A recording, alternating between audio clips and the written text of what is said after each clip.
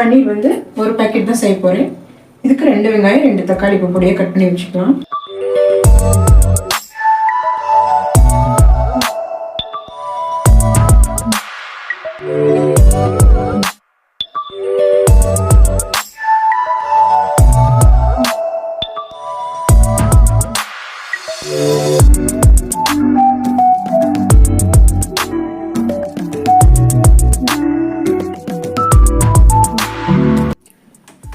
அடுப்பை பற்ற வச்சுட்டு ஒரு கடாய் எடுத்துக்கலாம். அது நல்லா சூடாகட்டும்.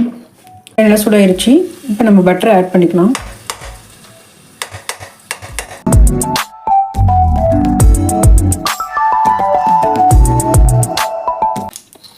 பட்டர் நல்லா மெல்ட் ஆயிடுச்சு. இப்போ வந்து ஒரு பட்டை, லவங்கம், சீரகம், கொஞ்சம் சோம்பு இதெல்லாம் ஆட் பண்ணிக்கலாம்.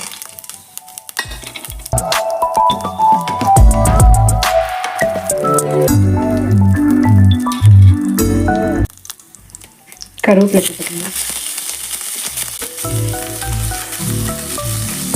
வெங்காயம் கட் பண்ணி வச்சுருந்தேன், அதை ஆட் பண்ணிக்கலாம்.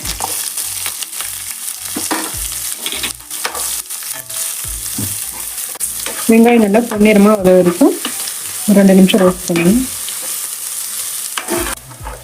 வெங்காயம் நல்லா வதங்கிடுச்சு. நம்ம இஞ்சி பூண்டு பேஸ்ட்டை ஆட் பண்ணிக்கலாம்.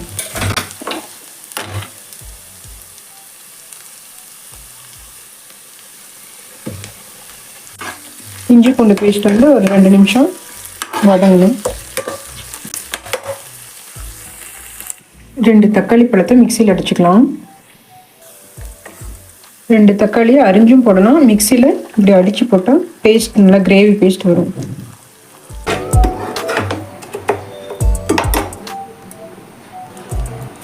கொஞ்சம் தண்ணி ஆட் பண்ணிக்கலாம்.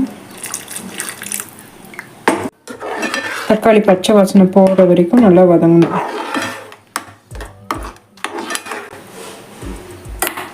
அதுக்குள்ளே நம்ம பன்னீரை கட் பண்ணி வச்சுக்கலாம். வாங்க, நான் வந்து ஒரு பன்னீர் எடுத்திருக்கேன். இந்த ஸ்லைஸாக கட் பண்ணிக்கலாம்.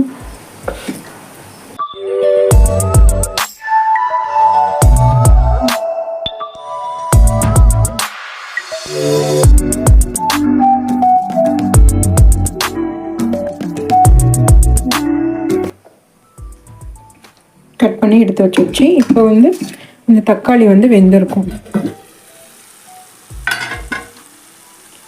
இப்போ லைட்டாக நம்ம சீரகத்தூளும் கஸ்தூரி மேத்தி கொஞ்சமும் போட்டால் வாசனையாக இருக்கும். சீரகத்தூளும் கஸ்தூரி மேத்தி ஒரு பிஞ்ச் போட்டு நல்லா கிண்டி விடும்.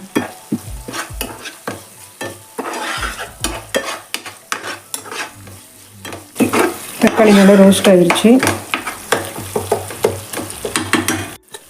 தக்காளி நல்லா வதங்கிடுச்சு. இப்போ வந்து சோம்பு, கசகசா, முந்திரி இதெல்லாம் சேர்த்து நான் ஒரு பேஸ்ட்டாக அரைச்சி வச்சுருக்கேன். அதை வந்து ஆட் பண்ணிக்கலாம்.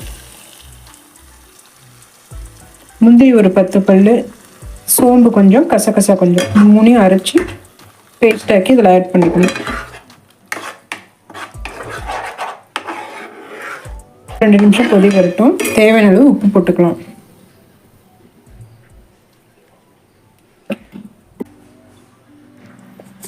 தண்ணி கொஞ்சம் சேர்த்து கொஞ்சம் வேக வைக்கலாம். முந்திரி பருப்பு ஆட் பண்ணதுனால இந்த மாதிரி லைட் கலராக வருது. ஒரு நிமிஷம் கொதி வரட்டும். தக்காளி வேகும் போதே கொத்தமல்லி தூள் 1 ஸ்பூன், தேவையான அளவு மஞ்சள் தூள், கரம் மசாலா தூள் 1 ஸ்பூன்,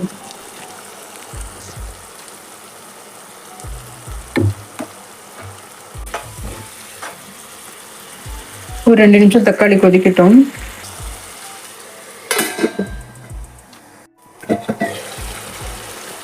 நல்லா கொதி வந்துருச்சு. இப்போ நம்ம கட் பண்ணி வச்சிருக்கிற பன்னீரை ஆட் பண்ணிக்கலாம்.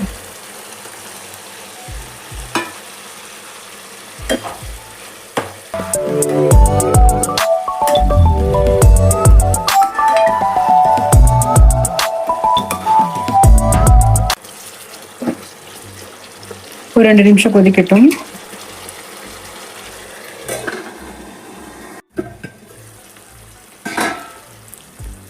நல்லா கிரேவி வந்துருச்சு. பன்னீரும் நல்லா வெந்துருச்சு. பார்த்தாலே தெரியும், ஒரு பேஸ்ட் மாதிரி வந்துருச்சு. இப்போ நம்ம கொத்தமல்லி தழையை மேலே ஆட் பண்ணிக்கலாம்.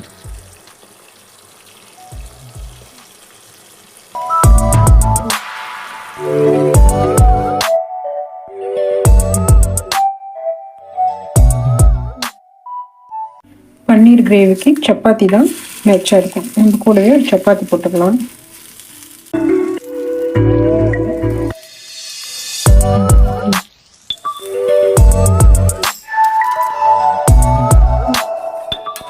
சப்பாத்தி ரெடி ஆயிடுச்சு.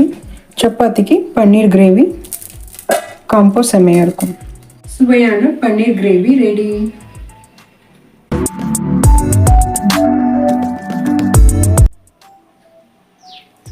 பன்னீர் நல்லா சாஃப்டாக இருக்கு.